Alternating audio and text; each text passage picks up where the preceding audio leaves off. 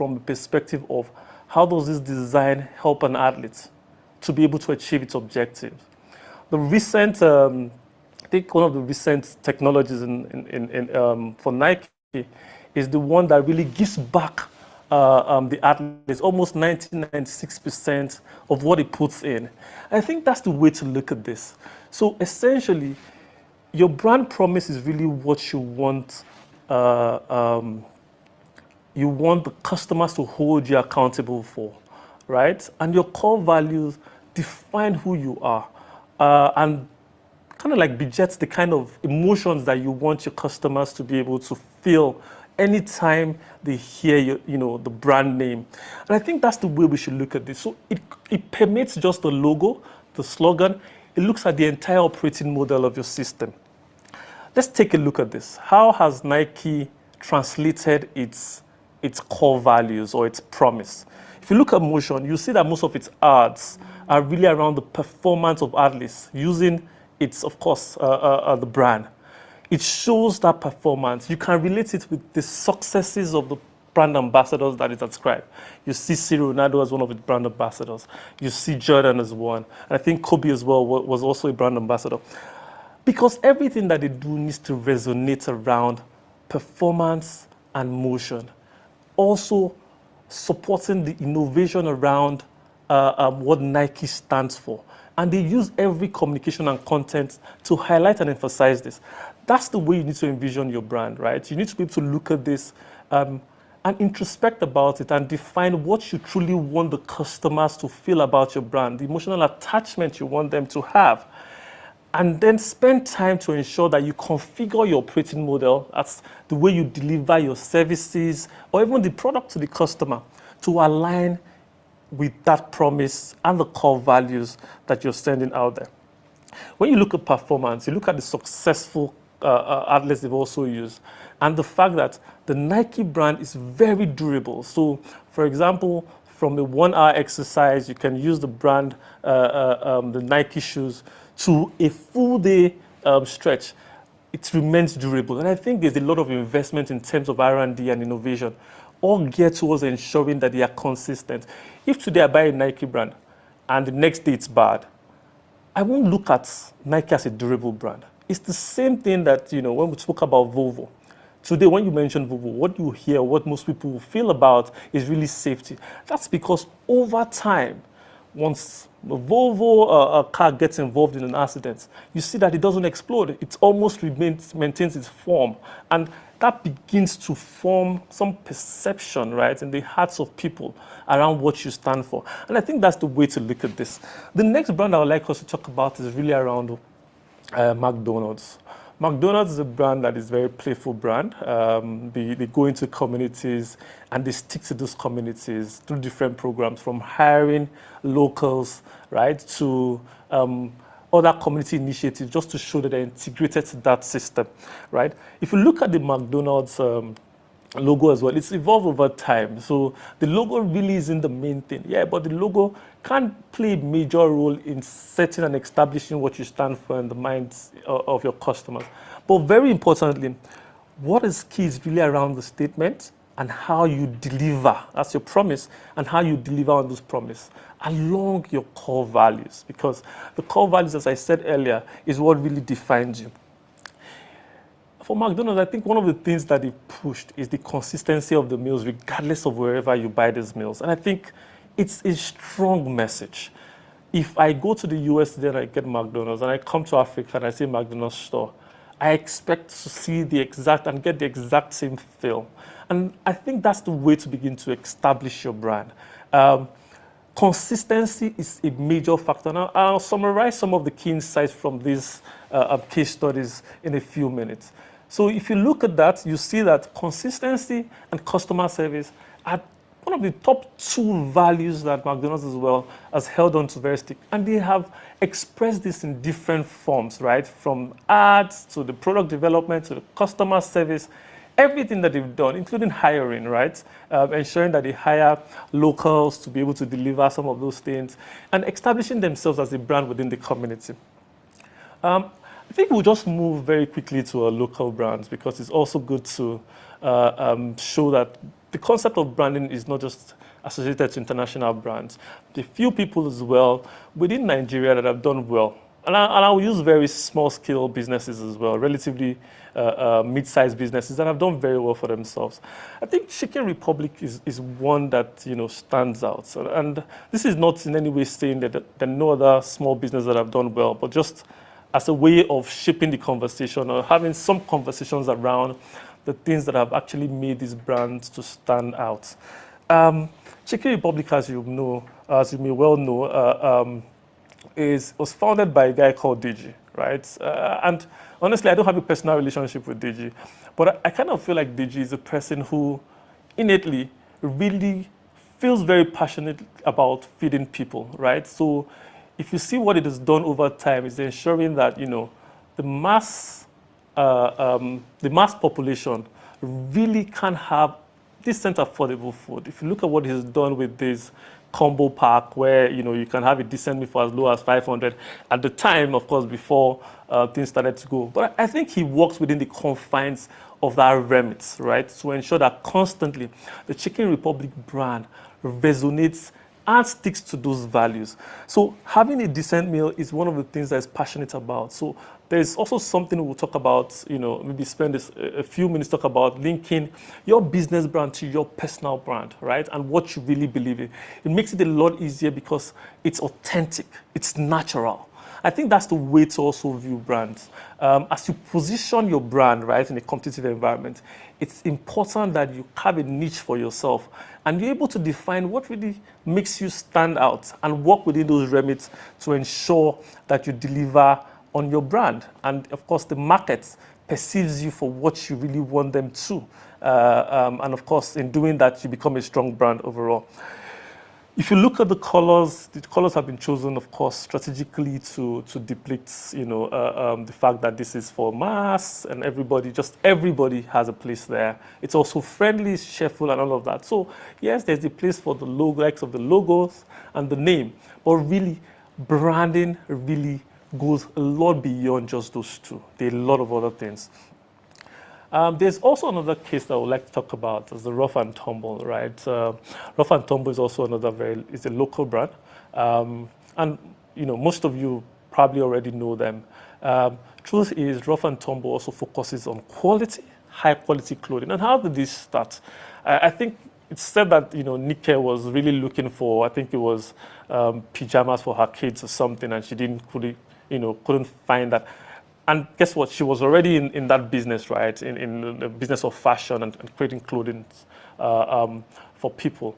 But when she stumbled on this need, what did she do? She started to focus on creating another brand, and the brand around how does she solve this problem.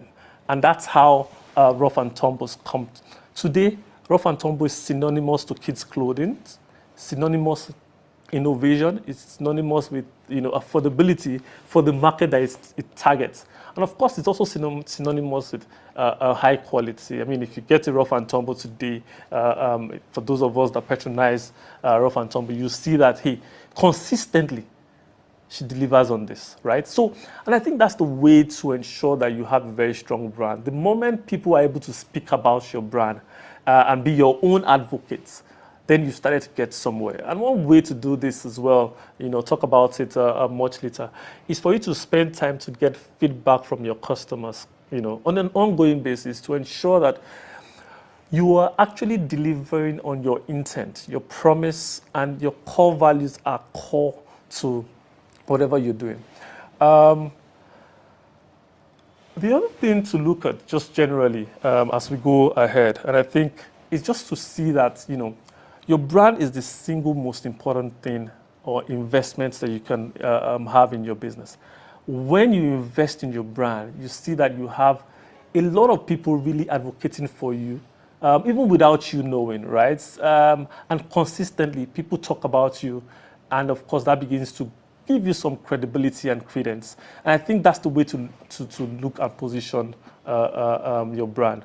So we've spoken a lot about the case study, and I think it's now time to begin to tease out really what makes a brand. As I said, a brand is really not about the name, it's not about the logo. It's not even about the tagline. So as a matter of fact, the core of branding is really around from your promise, your core values, and how you're able to consistently deliver on that. I've just tried to highlight some of the key things to focus on. Yes, brand name is important. And I'll talk a bit about that as well, how people have chosen names in subsequent slides. So if you look at the left side, brand name, logo, tagline. Important, but I will say in the scale of things, I'll put them as secondary. When it comes to your brand promise, the expression of your promise and your core value, that's the heart of how to create a strong brand. And we'll talk about it very briefly. Your promise is really what you're telling your target customers to hold you accountable for. What you will see is that to deliver on that promise doesn't just lie on the front line, doesn't just lie on the operations team, doesn't lie in HR, doesn't lie in finance, but actually every member or every function within an establishment has a role to play to deliver on your promise and your core values. It's extremely important you understand this because that's the only way to create a very strong brand. And consistency cannot be overemphasized. I know consistency also comes in as core value, but it's important to know that you have to do this over and over again for it to be reinforced in the hearts of people that this is truly what you stand for. As a matter of fact, there is a school of thought that believes that branding or brand is really what your target customers, the different customers that you have, feel and perceive about you. So just imagine that your brand has multiple faces.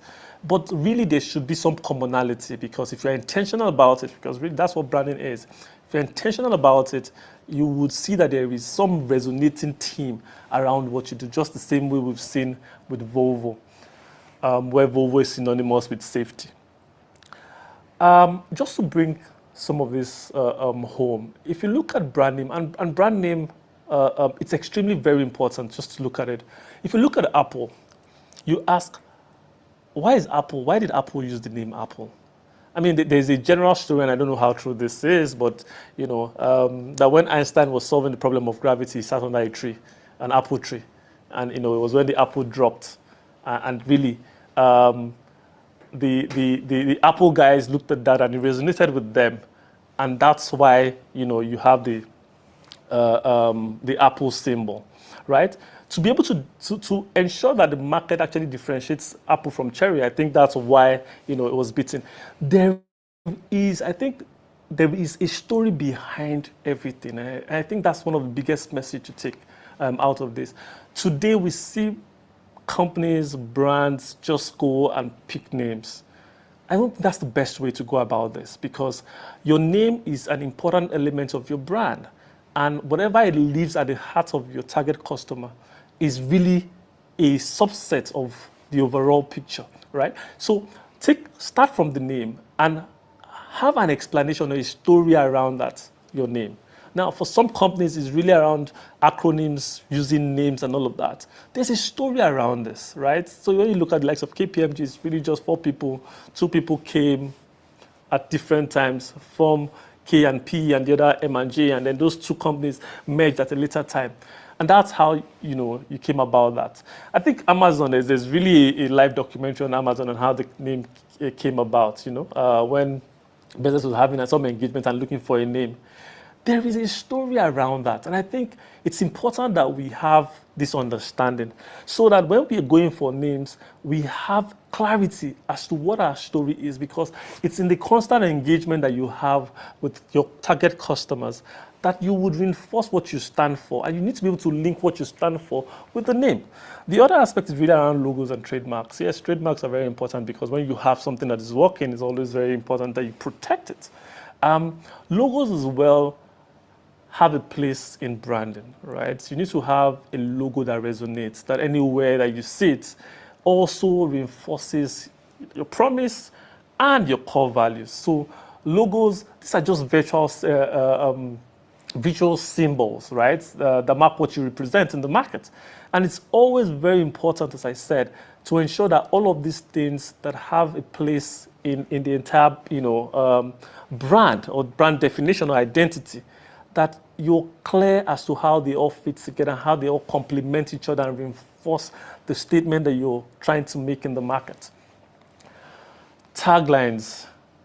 Taglines, I cannot overemphasize this. It has a lot of benefit and it plays different roles. If you want to bring people together around a particular vision or mission, you can easily use taglines. Same thing, if you want your customers to begin to view you in a particular direction, you use taglines as well. At MTN, for example, we have our mission, right? Really around making people's lives a whole lot brighter. Each time we do anything or we're trying to invest time in, we're asking ourselves that question: does this actually help to make our customers' lives a whole lot brighter, right? The other one is really that everyone deserves the benefits of a modern connected life. If you look at this, it has a way of galvanizing people around what you stand for. That's what a tagline does. Brings people to really, in very simple terms, understand what you stand for and what you really want them to see you as. And I think taglines really have a very strong place in establishing your brand. So please pay attention to these. These are just memorable phrases that helps to reinforce what you do stand for, and very important as well. Again, brand or branding is really not just the name. It's not the name, it's not the logo, it's not the tagline. But a combination of all of these things, right, is what defines what your brand really is. I think I'll go very quickly to the next one. The next set, which is really where I like businesses to focus a lot on, right? Not taking anything away from the name, logo, but those things are important. But when you start to think very deeply around what you stand for, what you want your customers to hold you accountable for, then, only then, are you in business. Spend time asking yourself, what do you want to promise customers? What do you want to leave them with each time they experience you, each time they go to your front line, they go to your customer service? What do you want them to take away from them? Each time they utilize your products, what do you want them to take away? That forms the core of your promise, right? It's extremely important that you understand this. The moment you start to commit, you start to hold yourself accountable to your target segment. And I think that's the way to look at this. It's also a basis for assessing your brand. Each time somebody wants to assess how well you're doing, they're looking at it vis-a-vis some of your commitments. And I think that's the way we also want to be assessed. So if you say you're an innovative brand, and each time they experience your product, they see no innovation, right? Especially when technology has moved. And you're asking yourself, why do you have that? As a matter of fact, that brand has fallen apart even before starting. That's on the brand promise. It is now extremely important that we now create, once we have a strong brand promise, that we now start to create different expressions of this promise, because that's what will leave a lasting impression in the hearts of your target customers. What are expressions? From your communication, from your ads, to how you configure your operations, right? What sort of materials you use to produce your end products that your customer experiences, right? The story around those products, how you spend time in R&D to ensure that those products meet the promise that you've actually sent out in the market. What's, in the investor's parlance, we say, what's your guidance in the market, especially when you're looking at it from the soft side and not just the numbers side. So those are the things you need to start to look at. Pay attention to once you have a very strong brand promise. And what this then does for you is that you need to look at your entire ecosystem, right? Ecosystem around producing those services or products, your partners, your internal functions, the materials that you use, everything, the customer service, how you interface with your customers. It informs everything, and branding really evolves around that. Once you have those two established, right, you're clear around those things, you now need to ensure that you are consistently delivering on the promise. Now, it doesn't mean that you won't make mistakes, as I highlighted earlier. It just means that when you make those mistakes, you learn from them, you own those mistakes, and you become even better. So if you look at Nike, for example, it has had some failed iterations. think there was the Nike pump at some point. I'm not sure it lived more than 2 years, for example. But they quickly withdrew it from the market, right? It doesn't. So branding is an ongoing effort. And I'll spend some time after this, to also try to give you tips around how you can begin to think about, forming strong brand in a competitive market. Okay, just before we watch another very interesting video, short video about, branding from another expert as well. It's important that, I reemphasize linking your business brand to your personal brand. It just makes it a whole lot easier. Remember, part of what we said is that strong brands are typically very authentic, and that's, and natural, right? Meaning it's part of them. So for growing businesses and small businesses that typically would start from the founder, right? Like most businesses, leveraging your expertise and what you truly care about is really the starting point. What you truly care about, it's really authentic to you, right? If you care about feeding people and you go into that business, they can't take that away from you. It's, it's easy to ingrain that in the DNA of your business, right? So starting and leveraging from that, those core values, right? Things you believe so much about, and using that to define your brand promise is extremely critical. Of course, once you do this, you're then having to engage your audience, right? Audience, and have a clear view as to what differentiates your brand from others. What are those strengths that you have that your competitors really do not have, but it's valuable to your target audience. It's extremely important that you have this because, and I'll show you in a few minutes as well, how to play in strategy, right? When you use some of the relevant frameworks around defining a strong brand. And once you do that, communication. Today, beauty of it is we have quite a couple of channels, right, that we can adopt. The traditional channels were pretty much, very out of reach of SMEs. Yeah. But with digital channels coming on board, I think there's some creativity that comes through with those channels. And I think businesses should small businesses especially, should just leverage on this to make their brand visible, to make customers understand what they stand for, and of course, to be able to configure their system to be able to deliver consistently, right, on those promises.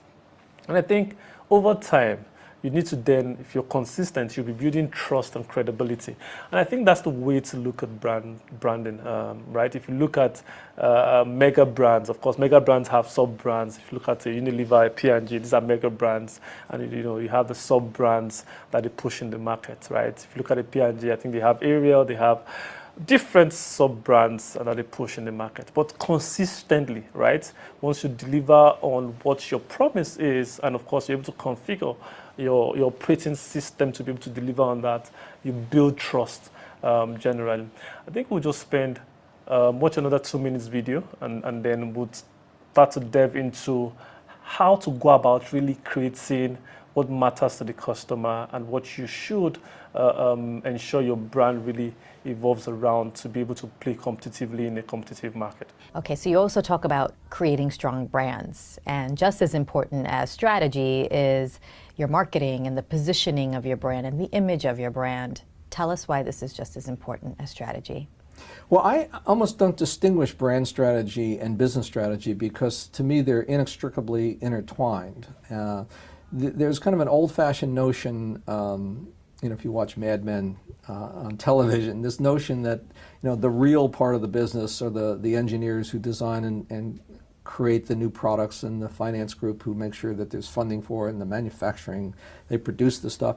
And when everything is kind of locked, you kind of throw the product over the wall in your office over to the next cubicle, and then the marketing guys come up with a cute little jingle to kind of market the brand. And that kind of is a bizarre way, in my humble opinion, to think about brand strategy, because creating a strong brand requires that every aspect of your business, and certainly every consumer touch point, kind of reinforces what you want to be as a company and how you want consumers to think about your brand. And I talk about in the book the 3 requirements for a strong brand are delivering a strong promise, what the brand stands for. What is it? What can you expect when you use or buy our product? How does it make you feel? and the mutual trust that you build with your customers, that they trust you that every new product will live up to that promise and the standards, to the point where, number three, people actually identify their own persona with your company. If I buy a BMW, it kind of shows that I kind of respect and stand for excellence, and it reflects who, how I think about myself. You don't develop that kind of attachment with a consumer unless every aspect of the business fits together to reinforce what you want to be.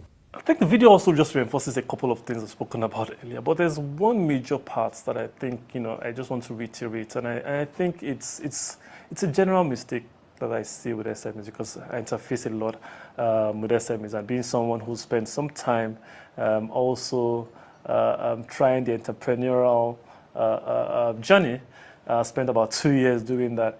I've seen that this is one mistake that everybody makes. Business strategy, branding strategy are inextricable. You can't separate one from the other, right? When we look at strategy, and I know that during consulting, then we would say corporate strategy, business strategy, and then the functional strategies.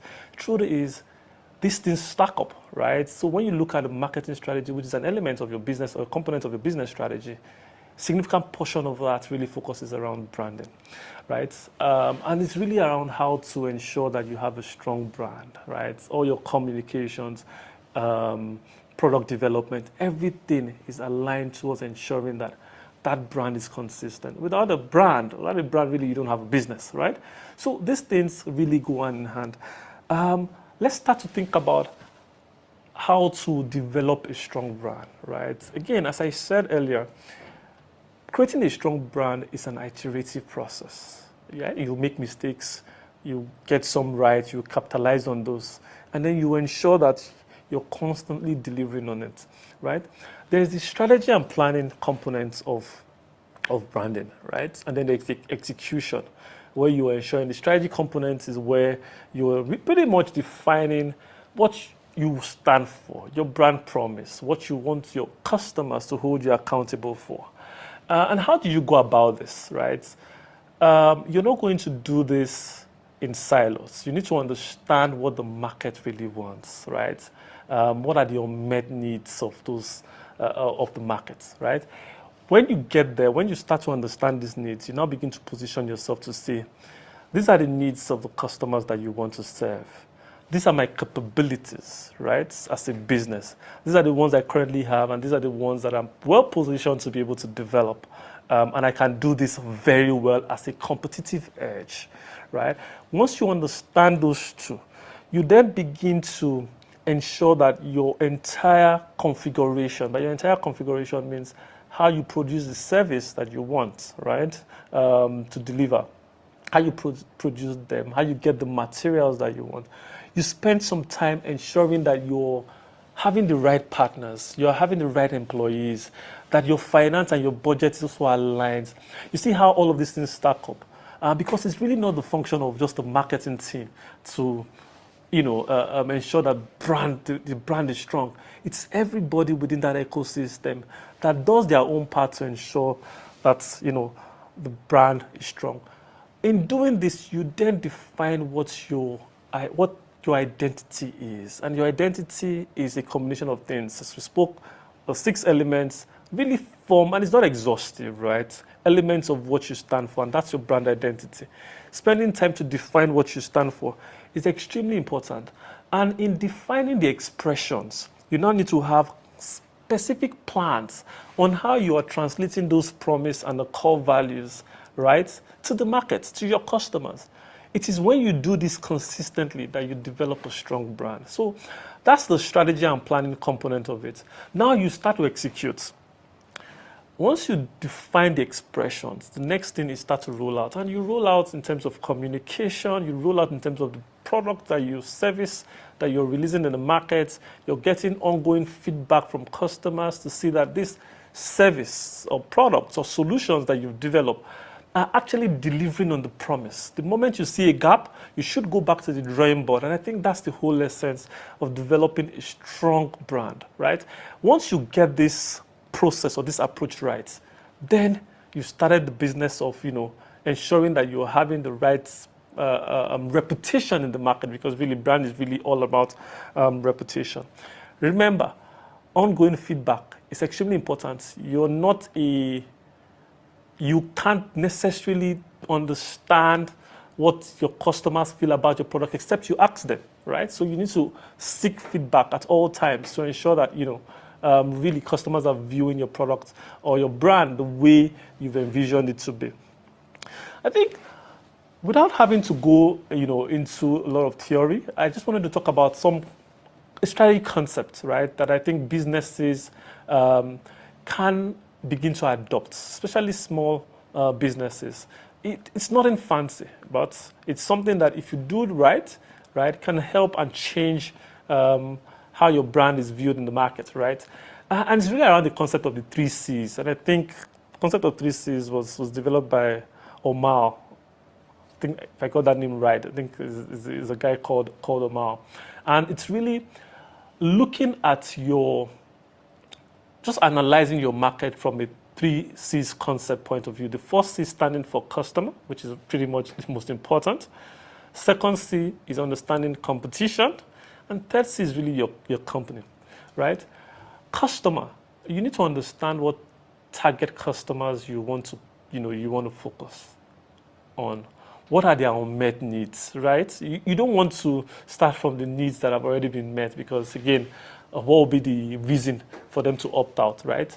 Now, it doesn't mean that you cannot go into existing, services that have been delivered, but existing services that have been delivered perfectly, I don't think you should go into that, right? So you need to understand what makes or what can be done over and on top of the current services that these customers actually use to solve some of those needs, and see how you're able to bring in value. Now, the moment you get to that point where you see some unmet needs, right, for the customer, it can be in terms of how they experience a particular service, then you start to focus and then you overlay that on what you are able to actually deliver, right? The next part is really around competition, right? Again, as I said, most markets are, I would say, red ocean. Maybe a few of them just maturing. But in the red ocean, it means that you have different competitors, right? Some having direct solutions or services like you, and others having substitutes, right? Things that customers can, settle for, right? To solve some of those unmet needs. Now, you need to have a clear understanding of the product proposition of your competitors. What issues or what needs they're solving for, what customer challenges they're solving for. Understand the weaknesses of those and the strengths, so that you can capitalize on the weaknesses and ensure that at the barest minimum, you're probably delivering on the strength of your competitors as well, over and on top of that. Also look at how they actually deliver their service, their fulfillment journeys. Is it simpler? How do they communicate this, to the customer, to the target customers, and how the customers actually perceive these solutions or services that your competitors actually are delivering. Once you have those two, the next is now to do some introspection, where you're looking at your own capabilities, and exhaustively so, because you want to be able to define what your differentiators are, what stands you out. So when you have an idea of this, you see this quadrant here, this block here, this intersects between your customers and your company. If you're able to understand specifically what those needs, unmet needs are, and that you have very strong capabilities to be able to deliver on and capitalize on it, communicate this, deliver on it consistently, then you're going to, build. You just started your journey of building a strong brand. And I think this is where most businesses, especially small businesses, need to start from, where you're carving a niche for yourself and you're able to define specifically what you stand for and you want your target customers to appreciate you for. Once you do this, and I think, the next step, which is also very important, is ensuring that you're communicating and you're projecting your brand out there, right? And as I said, there are a couple of channels today that are available to us, digital channels. Traditional channels were a lot expensive, and most SMEs couldn't do this. But if you look at LinkedIn today, it takes nothing to set up a LinkedIn page. And if you want to actually do some sophisticated things, maybe a few bucks around, subscribing for a premium offer, where you now have access to a couple of businesses, email addresses that you can push dedicated communications to. Same with X. X is, I'm not sure they've really started monetizing X fully, but X is somewhere you can drive engagement, talkability of your brand, right? That was a tongue twister there. And with X, you see a lot of engagements happening, right? And I think you can capitalize on that to engage your brand around things you stand for, thought leadership around some of the services that you deliver and your needs you're trying to solve for, right? I think that helps you as well with creating the right visibility. Facebook, WhatsApp, Instagram, YouTube. I love YouTube because of video content. And honestly, I think there's a general school of thought that, people consume more videos. It's easier to comprehend than text. So if you capitalize on this and with the right mix of these things, I think, you're on a journey to creating, a strong brand. Of course, I'm not leaving the likes of the TikTok. Your business website is extremely critical, and, some of the other blogs, because again, for some of these solutions, you need to educate your target customers on how you're solving the problem. And you might not be able to do this without either doing a video or, putting some text to this. I think a combination of these things, and these things are pretty much, they don't cost an arm or a leg to be able to get some of them. It's pretty much out there for you to just maximize.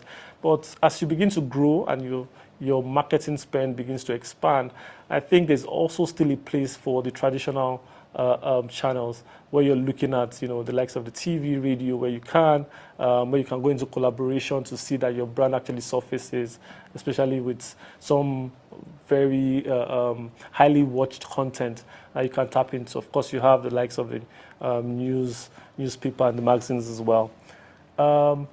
Just in concluding, just a few facts that I would like to leave us with, right? And I think you should pay attention to this. I think the very first one is really understanding that your brand is really more than your logo. Your logo isn't your brand. Your tagline isn't your brand. It's the full bouquet. It's the sum of everything that you do that defines your brand, right? So you need to be able to understand what you stand for and ensure that your entire configuration, right, be it set up to be able to deliver that service, aligns, right, with what's promised and what core values you've defined and you've put out there. I think the next one is really around positioning. Positioning is really not how you want customers to view you. It's really how customers are actually viewing you, the reputation you have in the minds of these customers. Remember, it's more emotional than even hard. So you need to be able to get to the hearts of these customers, right? The emotional part, and ensure that you're reinforcing what you stand for as a brand. I think the other part is really ensuring that branding is a strategic effort. There's a strategic and deliberate, there has to be a strategic and deliberate approach to establishing your brand. You don't just wake up one morning and say, oh, you want to develop a strong brand without putting the effort, right? You need to understand what customers want and actually have clarity as to how you want to express what promise you're giving them out there, right? The fourth point I like to is always try to leverage your personal brand. What do you stand for? Are you passionate about? Now, if you do that, it's easier for you to sell that story even to your internal, resources, right? Your configuration, to buy into that drive. If it's something that you don't stand for, it's very easy for people to disbelieve you. Remember, branding is authentic. It's innate. It's something that is natural and second to, part of you, right? So ensure that you're leveraging your personal brand and ensure that you're able to actually translate these things to the way that you do work and deliver the service that you want. I think the last part is really without overemphasizing it, right? To play in a competitive market, you need to have a distinct a proposition, right? A brand. Otherwise, customers would, your target customers would just keep jumping without having any emotional attachment to you. So you need to be able to define something that is unique to you, your brand identity. Once you do this, I think you push it consistently, then you can be guaranteed about repeat buy, or guaranteed around repeat buying, which is pretty much what all businesses want, to be able to grow their bottom line before you start to expand to other new markets.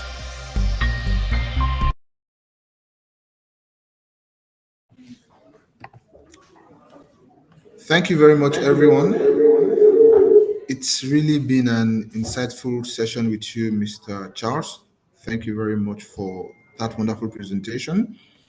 As we get straight into the question and answer session, I would like to remind everyone that we have a recording of this session available on YouTube that you can watch at your own leisure, so you can get a recap of everything that Mr. Charles has shared with us this morning. One of the things that stood out for me, Mr. Charles, strong brands stand for something. And I am sure that to further this conversation, there are key questions surrounding everything that you have spoken about. And I am going to start with a particular question that I personally am also interested in. And this is from Esther Adekunle.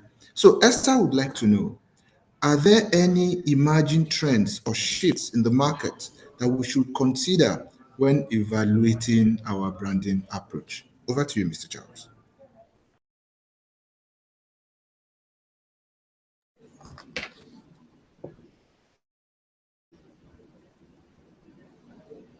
Can you hear me?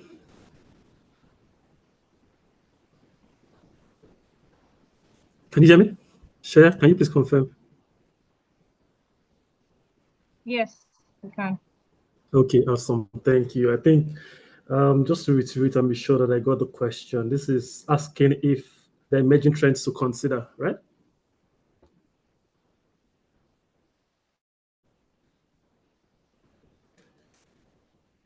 Okay, so essentially, when it comes to emerging trends, right, you can look at it on both a macro and a micro level, right? Macro level is really around, the overall economy, but the micro level is really around the industry and where you play, right? And I think the concept of the three C's, positions it adequately. So you need to really understand what's going on in your industry, right? The moment you understand that, or you have a view of what is changing in your industry, right?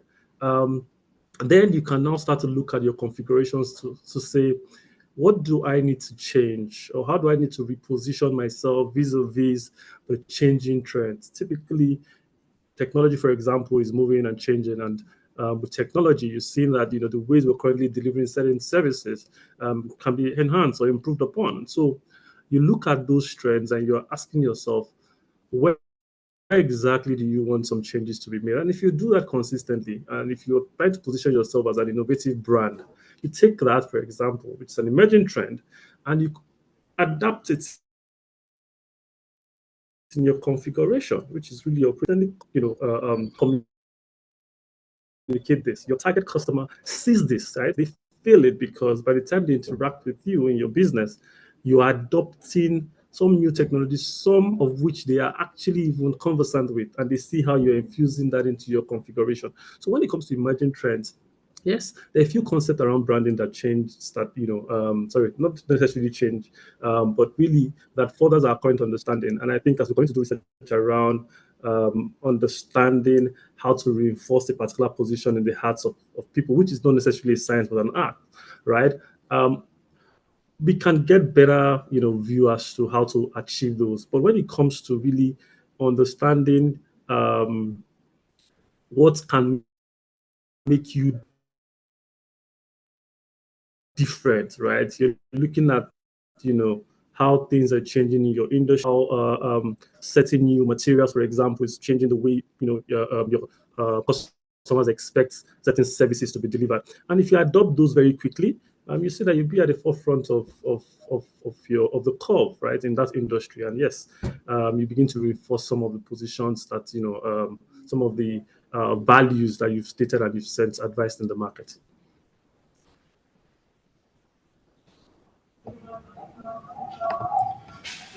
Thank you very much, Mr. Charles.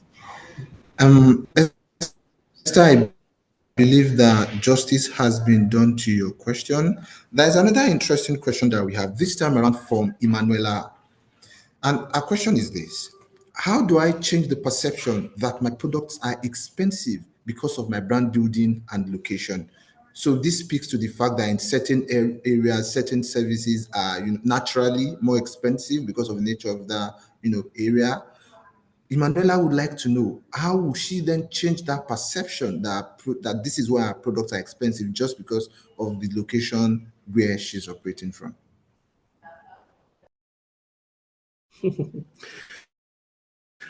Thanks. Very interesting question, I must say as well. Another one. I think the feedback around pricing, you keep getting this, especially with SMEs. I, for one, don't think that pricing is so pricing or the complaints you get on pricing is an offshoot of where you're really trying to the markets you are actually pushing your service into. Now, when you're doing your analysis, you're identifying your target segments. One of the core things you need to be able to also define is the willingness and the ability of your customers to pay, right? A rough and tumble, for example, would not go and situate itself in the suburbs where the average income or the average disposable income to afford those sort of wares is actually below what you expect, that sort of target to be, to be. So really, as you define your target audience and the kind of service or your branding, right? Your branding is really, if you want to serve a niche market, you should be able to define where you want to position your stores. If you want to serve mass, you also should be able to define where you're going to have your stores. You're not going to have a Chicken Republic, for example, in Ikoyi. It's most likely, or in the heart of Ikoyi, most likely it's not going to sell. So those are some of the things that you need to take into consideration, right? So part of what you get in terms of feedback on high pricing is also because you're trying to position your service, which have not been configured to serve a particular segment, in the wrong market. So I don't know if that's provided some clarity. So I think it's just really iterating along where exactly do you want to play and who's able to afford your service at the price points that you want them to, right? This doesn't take away the fact that, hey, there are some times where you deliberately need to just look at your cost of delivering that service, right?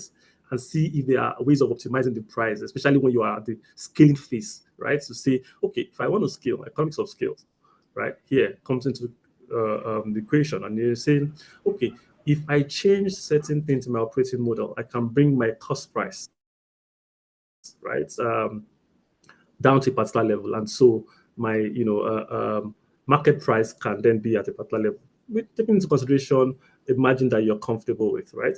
So there's no market. On the other hand, it could mean that your configuration, it's not set up to deliver service at that price point. Again, I don't advise small businesses to offer services below their cost price because you're going to die before starting. So I think it's just look at the case in point. There's a little bit of more analysis that needs to be done to understand that peculiar situation. But I think with these two sides I've explained, I think you should be able to find yourself in it, and then of course start to think about how to change that perception. Okay, thank you very much, Mr. Charles. The beautiful thing about your response is that it has in fact led us in the direction of the next two questions that we have from anonymous attendees. So the first one speaks to the role of market research. That what does market research do? What does market research help you achieve in understanding your competitors and then positioning your brand accordingly? The second question I would like to bundle with this, so maybe you could just give us one full response response to the two is then how can small businesses with limited resources compete effectively against larger brands in terms of brand positioning? And they maybe not really compete effectively, but at least survive and make profit. So if you could help us respond to these two together, that would be really nice. Thank you very much.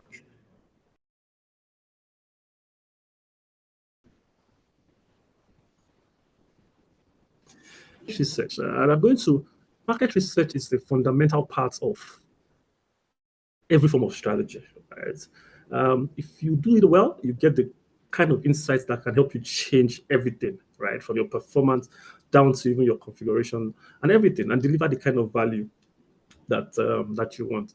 So market research is actually very fundamental. But I want to. There's some misconception that I see in the market. Market research doesn't have to do with getting a big consulting firm to come and do research for you, or sitting down in front of your computer and doing sitting in front of a computer and doing some desktop research is good. It's a starting point. But what I have seen is that you have to be on the streets, right? When you go into the markets and you interface with the market, that is one of the strongest market research a technique that I think you can ever invest in, right? You understand your audience in and out, understand how they make decisions, what specific needs they want, not at the surface, but really understand what's driving some of those needs, because those drivers can change very quickly, and then your targets or the people you're thinking would jump on your products, right? Can change overnight. So really understanding and having a structure around what you want to get out of the market research and the kind of value. Yeah, I think pointing out competition is very good. Understanding the market and the needs that you're solving for extremely important. So those two things, if you do structure market research, you'll be able to deliver on that, giving you very, I would say, relative accurate insights, right? Because really there's no perfection, but good insights for you to actually start to work. And I think you're on the journey of success. So market research does have a place. Now, on the second question around small businesses competing with big businesses, that's an obvious reality. What I try to advise small businesses to do is you can't compete with a big brand for the same thing, right? You probably have to find a place to play, a unique place to play. One can be partnering or just playing in the chain of the big brands, right? And that's how small businesses really have survived. There's a lot of value that is still untapped. And I'll give you why. Most of the big brands don't want to play in the retail leg of things, right? And the margins for production when it comes to those, it's very low, right? Now, SMEs actually can create value on the retail leg of things, right? Where they get this because every big brand that is manufacturing something, right? It's not manufacturing for itself, it wants to get it out there. So there are players in that chain, right, that creates value from the wholesale guys who pick up from the big brands to the retail guys. Just define what you want to be able to do, right? And actually address that. Now, I'm not saying that there's no opportunity to be able to then serve or even go into production, right? There is. But you also need to be able to identify the markets that these big brands haven't covered. Because again, your cost of production is going to be high as a small business compared to the big brands. So in terms of price, you can't even compete, right? In terms of investment in R&D, you can't compete. So it's really just looking for areas of value for yourself, right? And as you grow and your bandwidth continues to expand, and you begin to identify for yourself other areas you can play in, and then until you get to the point where you can now start to compete with the big brands. And I think taking that sort of lens to these things will really help businesses, to grow and tap into the opportunities that exist even with the big brands as well.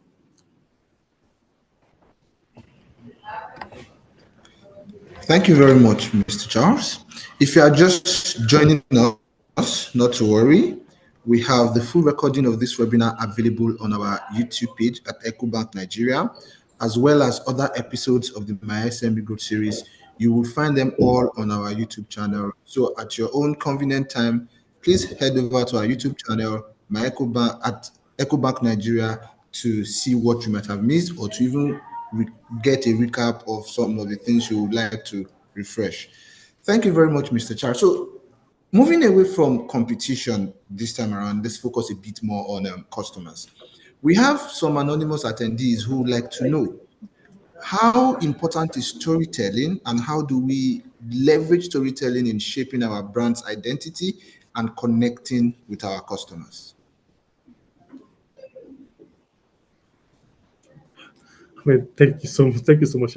Storytelling when it comes to communication is everything. Like one of the biggest areas I tell my people, I mean, um, when you're creating any communication, it's really having a very good story and a compelling story to tell. Um, if you do it right, you can easily, I mean, just imagine having a story that anybody who hears it, it lives within them for a while, right? For a long time. And that's because they can relate with it, they can see themselves in it. That's the that's the kind of role that strong storytelling, plays. It's very fundamental in communication. If you really do want to actually have an impactful engagement or communication out there, um, tell a very strong and relatable story. So it's extremely important. I think that's the point I'm trying to emphasize. Storytelling is I would say synonymous to communication. Without that, you're just releasing content that most likely will not live more than an hour or even a day. So I think mental to ensuring that this at least for a while and your target customers are actually thinking about it and then can connect with it because it's going to tie your brand. It's tying them to your brand and it's leaving something in their hearts as well.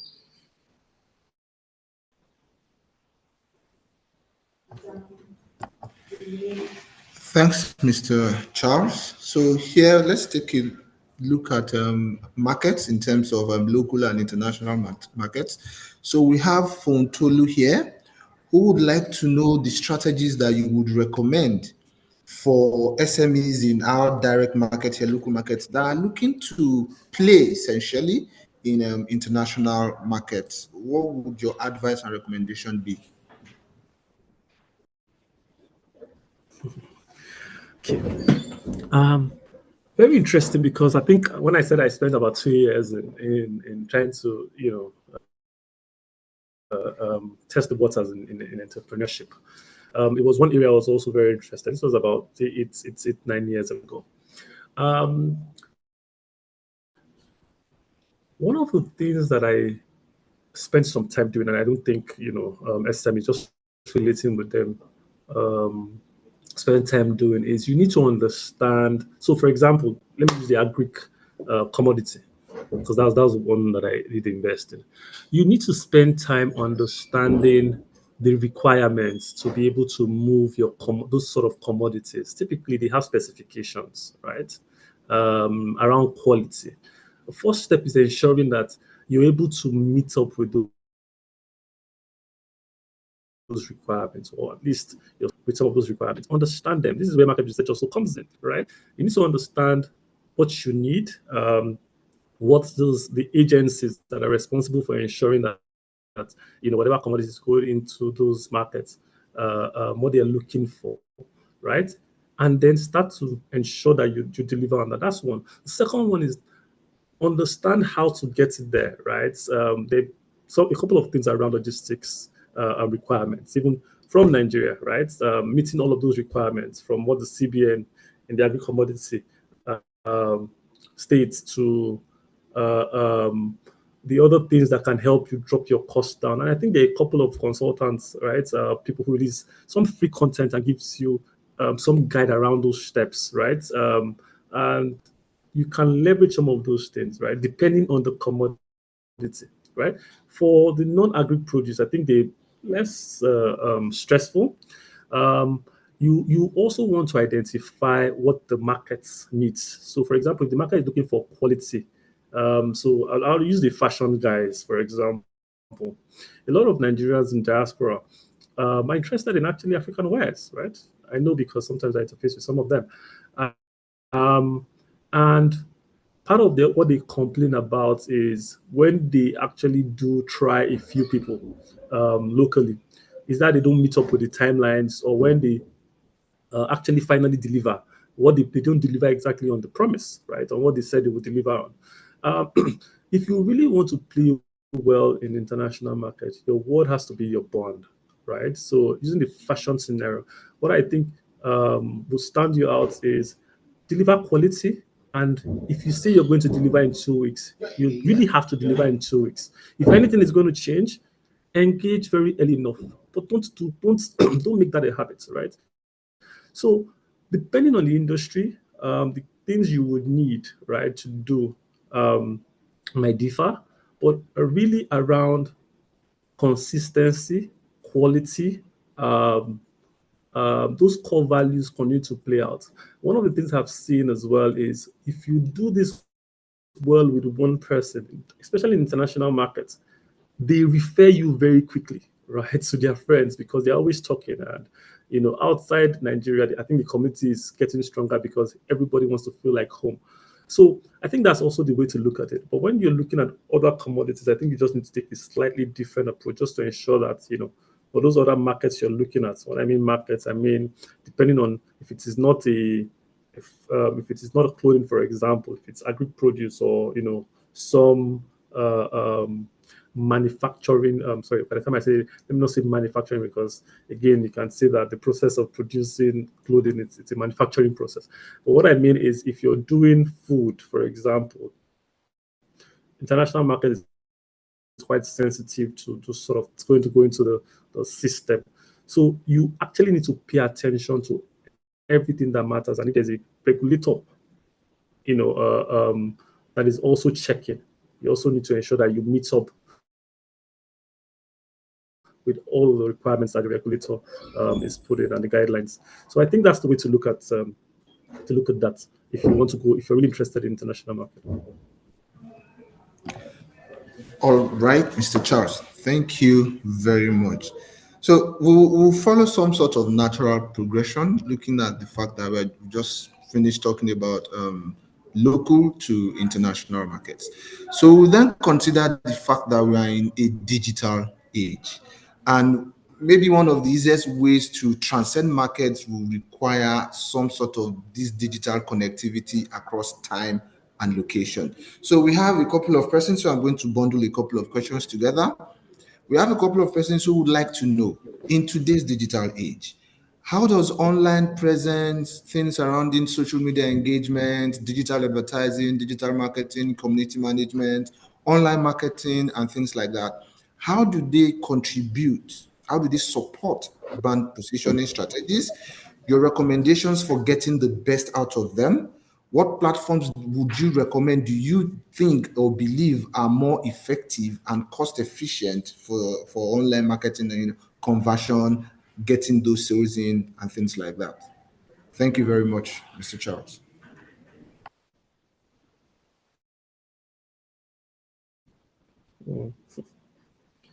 Okay, thank you so much. I think this is also another very interesting question. Digital marketing or advertising in general is extremely important because if you don't communicate what you have, how would people know, right? And really, when you get to the point of scaling, um, you are really just looking at reaching as many people as possible. And that's what digital does for you. And I think with the digital era, I think things have just gotten a lot simpler, right? And now because there's a lot of data and information. So you need to be looking at platforms that can give you a little more precise data around the kind of profile or segments that is within their platform, right? And see how it aligns with your targets. I think that's what digital does for you. So, for example, I can easily see, look at MTN base, and then we do have some stuff platform called mobile advertising, and I think that's the way to look at it. If I'm looking at the local markets, for example, and I say I want to target customers within a particular age, right? Say between 18 and 25, because based on the service that I'm delivering, those are the people that I think my target market is, I am going to look for a platform that has that local pool, right? That local pool, and can allow me reach the people that I want, right? So, if, for example, I want to reach people in the north, um, a company like, look at EcoBank, for example. They do have customers from everywhere as well. So once you have an infrastructure that can help you maximize or target certain customers, which is what we do with our mobile ads, for example, and we tell you over 80 million base, say of these 80 million base, say 30% of them are in the north if your target is in the north. And then we give you a platform. You can reach them via, SMS, you can reach them via, rich media, and we target that for you. So what we need to do is really understand what markets do you want to target? Is it a local market? What's the best reach? And sometimes you can actually extend this to the digital platforms, right? So Instagram, because everybody's on Instagram as well.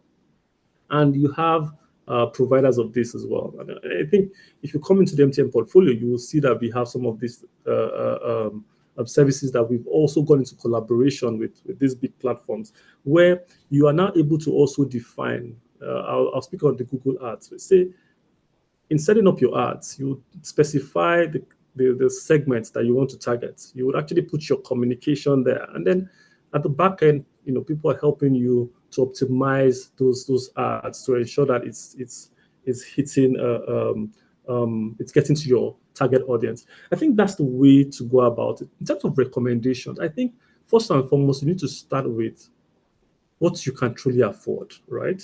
And I think that's one mistake most SMEs, make. Set out a percentage of your revenue, right? That will still make you have something, or have something for yourself, right, as a business, that you would invest in marketing and look at all the options. Your telco operators can typically help you with that. Like, MTN is well positioned for that. We've also expanded that into some digital ads. And the reason we're doing digital ads as well, like Instagram, is also because we understand the peculiarities that SMEs are facing around, the FX, especially a few months ago when really FX wasn't even, there was a paucity of FX, and people were looking for Naira options. Are still looking for Naira options. You have that, but you're also going to be asking yourself, who are your targets? Are your targets on digital? If your targets are not on these digital platforms, there's really no point in investing in them. But most of your targets will have a phone, right? And if they do have a phone, be it a feature phone, that's where the mobile ads, for example, will come to play. So understanding your target audience really is one of the fundamental things that you can do for yourself, right? And once you establish that, the next is then you're creating a budget. Ask yourself, based on your operations and your cash flows, what can you truly afford? That will give you the kind of traction that you're looking for. Once you do that, you start to also look at the options available to you. I think this is where market research also comes in. There are some good platforms, cheap platforms, and I think if you combine your YouTube, for example, where you have almost like you can just put in some content and actually create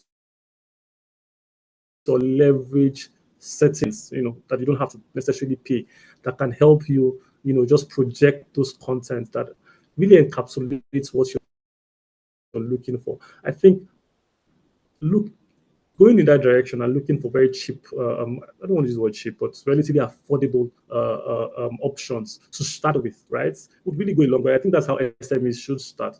By the time you start making some traction and you start to see some impact on your top line, you can then start to look for other, the digital platforms that actually require a lot of spend. So, for example, if you do really want to have something significant, some of this digital spend, you should be looking at investing $200, $300, right? Especially for the likes of digital ads, Google specifically. That's when you start to see some real impact, right? You get the right impressions that you want. And then, of course, when you look at the conversion rates, you now start to see that it's beginning to make sense, and then the number starts coming. But that's how I think SMEs should look at this. It should be progression. Don't jump into the big leagues as it were, directly, because you couldn't get your fingers burnt, you couldn't struggle. It's just taking it gradually and then progressing. Um, I hope I've covered. Shay, I know you had about 2 or 3 questions. I hope I did cover Y- all of them. Yes, If there's please. anyone Yes, I've please. left out, Thank please you let me know. for doing justice to them Okay. all. So here we'll move a bit to the legal side of things. So we have someone who would like to know things surrounding. So as a small business, at what point does it become necessary for you to maybe register your brand? Branding of your product. Start worrying about intellectual property rights, patents, trademarks, things like that, to protect yourself from possible future legal implications or issues, things surrounding registration. At what point do you recommend having a lawyer or a solicitor or things like just being on the right side of the law as a small business, then in terms of your positioning materials, your marketing collaterals and things like that. So just playing it safe on the legal side of things. What would your recommendations be? Hmm.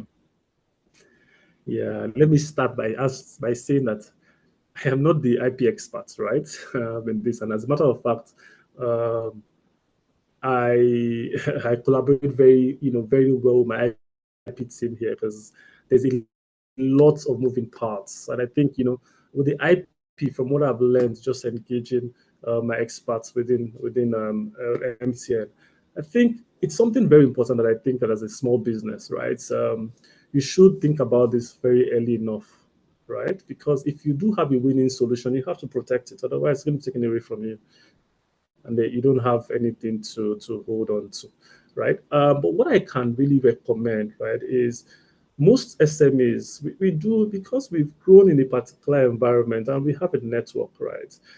Look at options of having your lawyer friends who are specialists in IP, or lawyers just refer you to people who can just guide you, right? And then the base fee, and have other arrangements that you can use to compensate the expertise that they're bringing in and the support. Um, but protecting if you think you've done something that is extremely valuable, please do protect it, from your trademark, your logos, to your what's this, whatever patent you have, right, as part of your operations. I would say as early as you can, please do. But again, you need to look at this vis-a-vis your cash flows, leverage your network to see that you're getting some of these supports at I would say, at a friendly cost, right?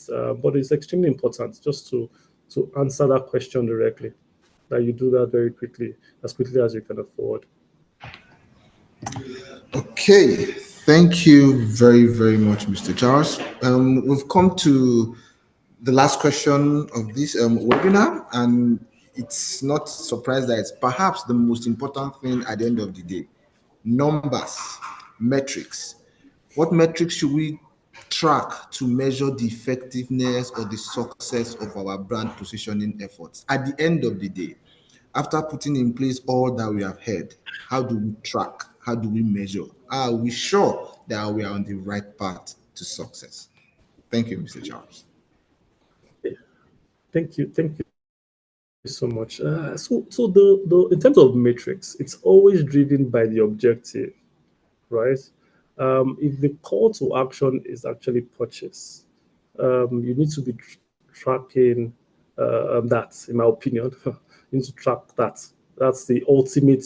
You can track impressions, click-through rates, but that doesn't necessarily give you the numbers, right? So you need to actually ensure that you end up tracking the real thing that meets your objective. So if sales is your primary objective for that particular campaign, please do track sales. If awareness is your primary objective, please you can prioritize impressions, click through rates as priority, right? So I think when it comes to metrics, really, the starting point for this is really just asking yourself, what are the primary objectives of this campaign, for example, I'm launching. And once you're clear on that, the metrics then come in. So from your impressions, click-through rates to actual sales, profitability, and all of that. Those are the things that I think you should measure. But again, please, fundamentally, it has to be a function of what your objectives are. Can't overemphasize that. One of the mistakes that we do make, that I've seen a couple of times, is where we just use generic, and everybody can go to Google and just pull metrics. I don't think that's the way to go, right? Yeah, you can pull that as a base just to guide you, but you need to be able to align the objectives, that's the metrics to the objectives, and see that it helps you achieve that thing that you truly want to get out of the campaign. Okay. Thank you very, very, very, very much, Mr. Charles. It's been a wonderful time with you. It's been a wonderful session. And ladies and gentlemen, that effectively brings us to the end of this episode of my SME Growth Series, brought to you by EcoBank. As said earlier, at EcoBank, we aim to empower 1 million SMEs in Nigeria, training them, assisting them through knowledge sharing sessions, networking opportunities, and improved access to new markets. Stay tuned for another episode of my SME Growth Series coming your way in May. Rest assured, a full recording of today's webinar will be available on our YouTube channel, as well as previous sessions that we've had. And we'll also be sending a follow-up email to everyone who has joined this webinar. Thank you once again, Mr. Charles. Thank you, dear ladies and gentlemen. That brings us to a close, and it's goodbye from this side. Thank you. Thank you. Thank you so much. Thank you so much, Tim, for having me. Thank you all.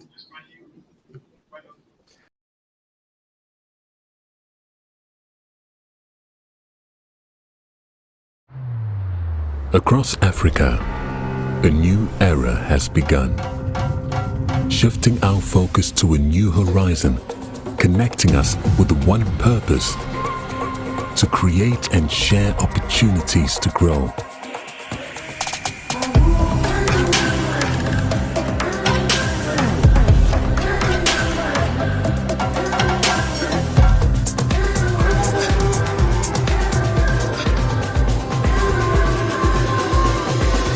Today, we are making a brighter tomorrow, built by our dreams and our energy.